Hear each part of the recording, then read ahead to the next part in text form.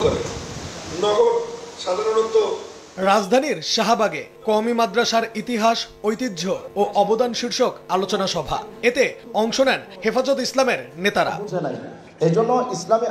বক্তারা বলেন, আগামী নির্বাচনে কওমি আলেমরা জামাতের পক্ষে থাকবে না। দলটি ক্ষমতায় আসলে কওমি মাদ্রাসার আলেমদের সবচেয়ে বেশি ক্ষতি করবে। জামাত ইসলামের জন্মটাই মুনাফিকি দিন, যাদের জন্মটা মুনাফিকদের দিয়ে, তাদের সাথে যারা ঐক্যের স্বপ্ন দেখে, আমাদেরও সন্দেহ হয় তাদেরও মুনাফিকি চরিত্র আছে কিনা। জামাত বাংলাদেশে আছে যারা ইসলাম প্রতিষ্ঠা করতে চায়,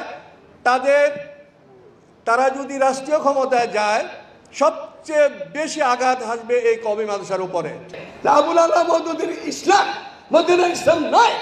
এই জন্য বলবো, ধোঁকাবাজি জীবনে করছো আর সামনে করো না, আর করতে গেলেও এই মাটিতে তোমাদের ঠাঁই নাই।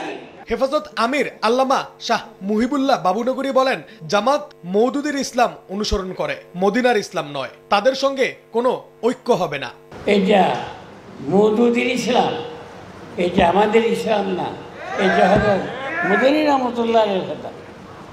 हमारे इस्लाम मदीना का इस्लाम है और मौदूदी के इस्लाम है, जमात इस्लाम के इस्लाम है। इसलिए कादियानी जितना नुकसान नहीं हो रहा दीन का, जमात इस्लाम से इससे बहुत ज़्यादा नुकसान हो रहा।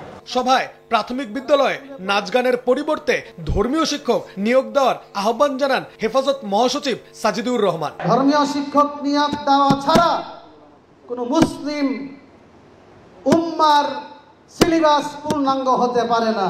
আগামী 15 নভেম্বর কাদিয়ানীদের বিরুদ্ধে শাহবাগে মহাসমাবেশের ডাক দিয়েছে হেফাজত ইসলাম বাংলাদেশ।